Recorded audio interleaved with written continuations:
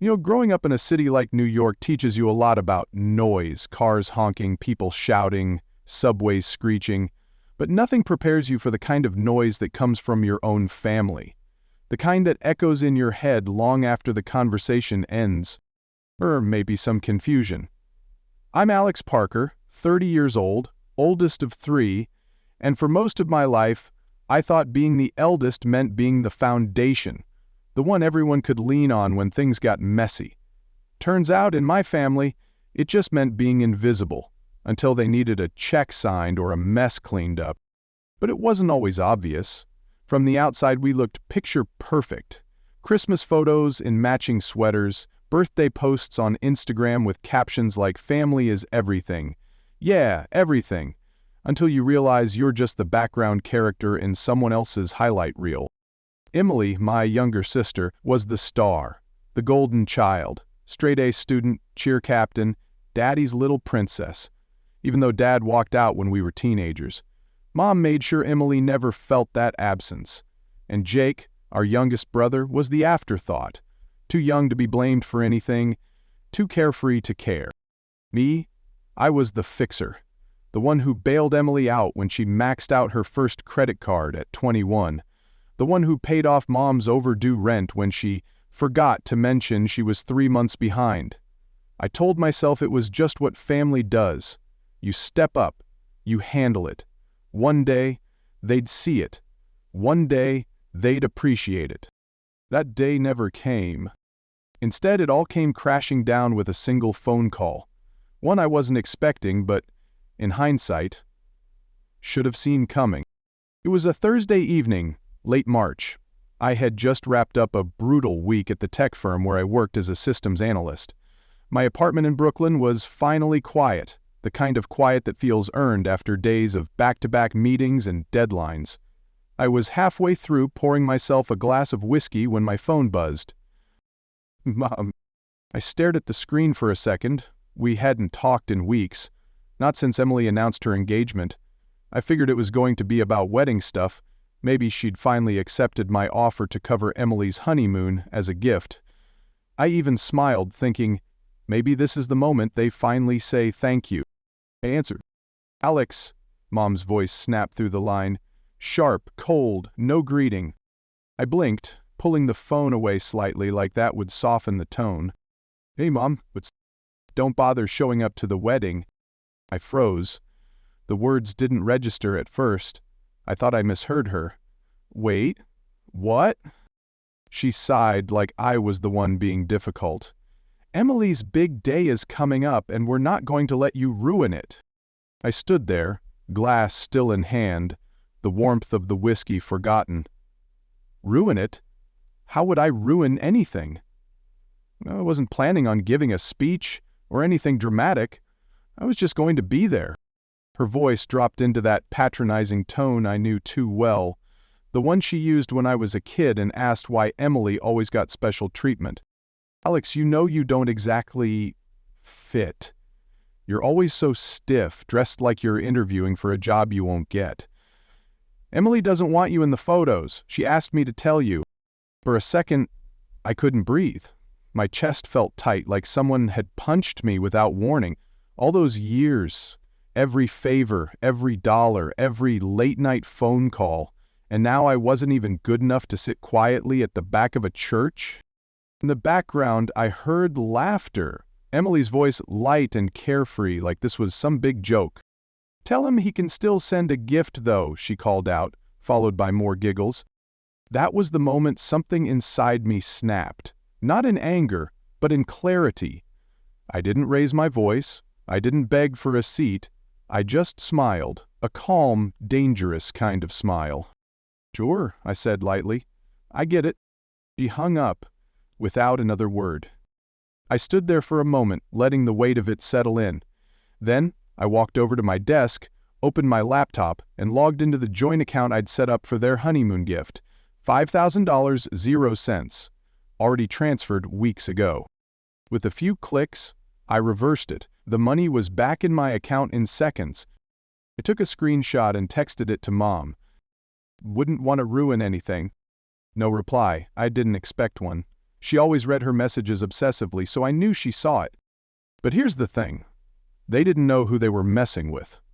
Last year, while they were busy pretending I didn't exist unless they needed something, I made a quiet investment. A chain of event venues struggling to stay afloat post-pandemic. One of those venues? The exact place Emily had been bragging about booking for months. Riverside Manor. The iconic white gazebo by the Hudson, the overpriced catering, the Instagram-perfect backdrop. Not only did I own a stake in it, I had final sign-off on all major events. At first, I thought about canceling immediately, just pull the plug, let them scramble, but no, that would have been too easy. They wouldn't learn anything from that. I wanted them to feel it, to let them post their countdowns, their dress fittings, their smug little updates. I wanted them to believe everything was perfect. Because sometimes the best revenge isn't loud. It's quiet. It's letting them dig their own grave while you watch. And so I waited. The deadline for final payment was 10 days before the event. No payment, booking forfeited. Simple as that. No exceptions. And as of that night, they had 5 days left and no idea that the clock was ticking. There's a strange kind of peace that comes when you stop waiting for people to respect you. When you finally accept that no amount of favors, no stack of receipts will ever buy you a place at their table. The morning after that call, I woke up feeling lighter. No buzzing phone, no guilt, just silence, the good kind. I made coffee, the expensive kind I usually saved for weekends, and sat by the window of my Brooklyn apartment overlooking the street below. People rushing to work, horns blaring, the city doing what it always does, moving forward. And for once, so was I. I didn't think about Emily's wedding. I didn't think about Mom. I thought about myself. Hit the gym for the first time in weeks, cleaned up my place, even booked a reservation at that steakhouse in Midtown I always told myself was too much for a solo dinner. Screw that, I deserved it. But in the back of my mind, I kept an eye on the clock. 5 days, 4, 3. That's when the first sign of trouble came. An email from Samantha, the event coordinator at Riverside Manor.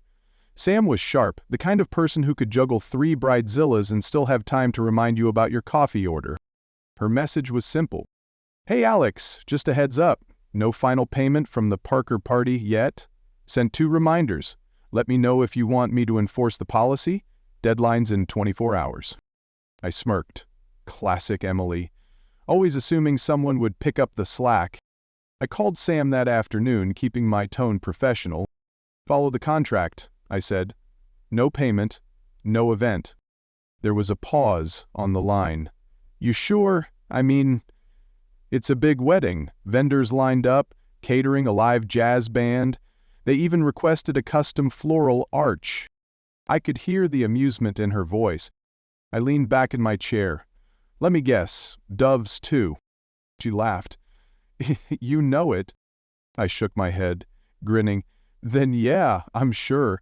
If they can't manage a payment deadline, that's on them. Sam whistled. Damn, Alex. Remind me never to get on your bad side.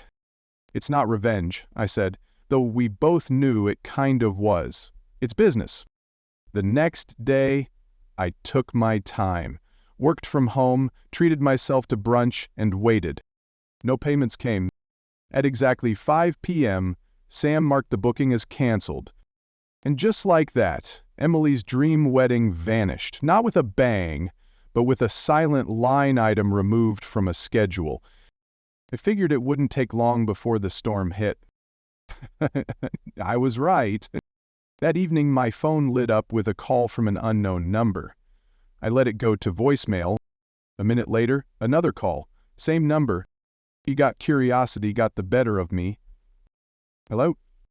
Hi, is this Alex Parker? A stressed voice asked. This is Jenna, Emily's wedding planner. We're having a bit of an issue with Riverside Manor. There seems to be a misunderstanding? Almost laughed. No misunderstanding. The payment deadline passed. Dead silence on the other end. I could practically hear her panic. But surely there's something we can do? An exception? This is a once-in-a-lifetime event. I kept my voice calm, almost bored. The contract is clear. No payment, no event. She stumbled over her words before finally muttering, I'll get back to Emily. I hung up, feeling that same sense of calm wash over me again. An hour later, the real call came. I didn't answer right away. Let it ring out. Then Emily. Then Brandon, her fiancé. Finally, I picked up when Mom called again, more out of curiosity than anything else. Alex, she barked the second I answered. What the hell is going on with the venue? Emily is hysterical. I raised an eyebrow, even though she couldn't see it. Funny, last I heard, I wasn't supposed to be involved in the wedding. Don't play games, she snapped. They said the booking was canceled because of you. I let that hang in the air for a second before replying, I didn't cancel anything, they just didn't pay. I followed the rules. Something you always told me to do, remember? There was a beat of silence, and then her voice dropped into that cold, venomous tone I knew too well. Do you really hate your sister that much? I sighed, leaning back. No, Mom, I just finally realized I don't owe you, or her, my life anymore. Click. She hung up. I stared at the phone, shaking my head. No apology, no accountability, just blame. But I wasn't done. Still thought the worst had already happened, that losing the venue was the grand finale. Oh no, that was just intermission. Because while they were scrambling to find a last-minute replacement, I made a quiet call to Ethan, a buddy of mine who ran a luxury catering company in Manhattan. Asked for a favor. Book Riverside Manor for a corporate luncheon, I told him. Same day, same time, make it fancy, post it all over social media. There was a pause, then a low whistle. Damn, Alex. That's cold. I smiled. They told me not to show up to the wedding. I'm just honoring that request. By Saturday morning, everything was in place. The sun was shining. Not a cloud in sight. The kind of weather brides pray for. I brewed myself a fresh cup of coffee, sat by the window, and opened Instagram. The first post came in around noon, a confused bridesmaid in full makeup standing outside the locked gates of Riverside Manor. Is anyone else here? Why is it closed? I refreshed the feed. More posts followed. Groomsmen pacing in rented tuxes. Guests standing around looking lost. A flower girl crying because no one knew what was happening. And then came Ethan's post. 3 long tables draped in white linen, champagne glasses sparkling under the sun, a custom banner reading, Hinton, celebrating success at Riverside Manor. Private event. In the corner of the photo, barely visible, was Emily's custom floral arch, now repurposed for the dessert table. I laughed, sipping my coffee like it was the best brew I'd ever had. By 2 p.m., my phone was blowing up. Calls from Mom, Emily, Brandon, even Aunt Lisa. I didn't answer a single one. Instead, I opened the family group chat, the one they'd stopped including me in months ago, and typed 2 simple words. You're welcome. I left the chat. For the first time in years, I felt free. People think betrayal comes in one big dramatic moment, like catching someone in a lie or getting cut out of a will, but for me it was slower. 1,000 little cuts over the years, the kind you don't notice until one day you look down and realize you're bleeding out. I remember the first time I truly felt it. I was 19, freshman year at NYU on a partial scholarship, working part-time at a coffee shop to cover what financial aid didn't. Finals week was killing me. Caffeine, no sleep, the usual grind. That's when Mom called, frantic. Alex, I need you to come home, it's Emily. Thought something terrible had happened. Car accident? Hospital? Nope. She'd thrown a party while Mom was away and trashed the apartment. Neighbors complained, cops showed up, Mom needed someone to handle it. That someone was me. I skipped my last final, cleaned up the mess, smoothed things over with the landlord, and used my savings, meant for next semester's books, to pay for the damages. Emily, she cried a little, promised it wouldn't happen again, then posted selfies from a weekend getaway 2 days later. No one thanked me. That was the first time I realized my role. And it didn't stop there. When Mom racked up debt and collectors started calling, I picked up the phone.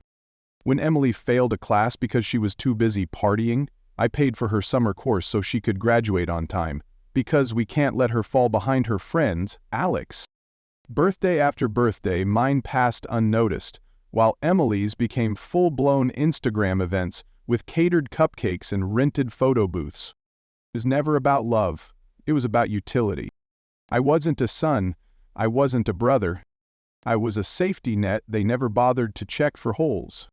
And like any net stretched too far, eventually, I snapped. The morning of Emily's wedding, or what was supposed to be, was even better than I'd imagined. Clear skies. Perfect temperature. Riverside Manor looking like a scene out of a bridal magazine. But instead of vows and violins, there was chaos. By 11 a.m., my phone was flooded with screenshots from mutual friends and distant relatives. No one knew what was happening. Guests in designer dresses and tailored suits stood outside locked gates, squinting at each other, waiting for someone, anyone, to explain. They didn't get an explanation. Instead, they got Ethan's perfectly curated social media posts of a private corporate luncheon happening right inside. The same tables Emily had chosen, the same gazebo she'd dreamed of walking through, only now it wasn't for her. It was poetic. But even as I sat in my apartment, sipping coffee and watching the digital fallout, I felt something twist in my chest. Was it guilt? Satisfaction? A weird mix of both? My phone buzzed again, this time a call from Aunt Claire. I let it go to voicemail, but her text followed immediately after. Hey Claire? Alex, please. Your mom is a mess. Emily is inconsolable. Can't we talk? I stared at the screen, my thumb hovering over the reply button. Part of me wanted to explain, to say, this wasn't revenge, this was a lesson. But what was the point? People like Aunt Claire would never see it that way. To them, I was the villain for not playing my part in their perfect family script. By mid-afternoon, reports came in that some guests were trying to scale the side gate. Sam, the coordinator, called me laughing, but I could hear the tension beneath it. Alex, they brought the doves. I nearly choked on my drink. You're kidding. 2 handlers and a crate. They're sitting on the curb. I leaned back, letting out a deep breath. You've earned a bonus, Sam. She chuckled. Best Saturday shift I've had in years. But as the sun began to set, that knot in my chest tightened. Not regret. No, I didn't regret a thing. It was something else. The realization that this wasn't just about a wedding. It was about years of being unseen, unheard, and unappreciated. And now that I had finally stood up for myself, there was no going back. 2 days later, when Mom showed up at my door, I was ready. Her words were venomous, her posture defensive, like she could still shame me into submission. But I wasn't that kid anymore. I let her rant, let her accuse me of tearing the family apart. Then I calmly reminded her of every time I'd held this family together while they ignored me. When I told her I'm free, I meant it. For years, I thought being part of a family meant sacrifice, that love was measured by how much you were willing to endure. But standing there, watching her speechless for once, I understood something vital. Love without respect isn't love. It's servitude. And I was done serving people who only noticed me when I wasn't holding them up. In the weeks that followed, I didn't hear from Mom or Emily again. Jake and I became closer than ever, 2 brothers finally free from the weight of expectation. We'd joke about the wedding disaster over beers, but beneath the laughter was something real. A bond built not on obligation, but choice. I took that trip to Colorado, hiked through mountains where no one knew my name, stood on cliffs where the wind drowned out every lingering echo of my past. I invested more into my career, expanded my stake in Riverside Manor, and even partnered with Ethan on a side business. And for the first time, I started dating someone who didn't see me as a fixer, but as a man who knew his worth. One night, sitting on my balcony overlooking the city lights, Jake asked me, "Do you ever miss them? Like, the way things were?" I thought about it for a moment, then shook my head. "I miss the idea of family," I said, "but not them. Not how they made me feel. Because family isn't blood. It's the people who stand with you when there's nothing left to take. Only things to share." I didn't get closure from an apology, I got it by walking away, by choosing myself, for once. And as I watched the skyline glitter against the night, I realized, sometimes, the best revenge isn't ruining their picture. It's building a life so full, so vibrant, that you don't even remember they tried to crop you out. And that's exactly what I did. I didn't just close the chapter. I rewrote the whole damn book.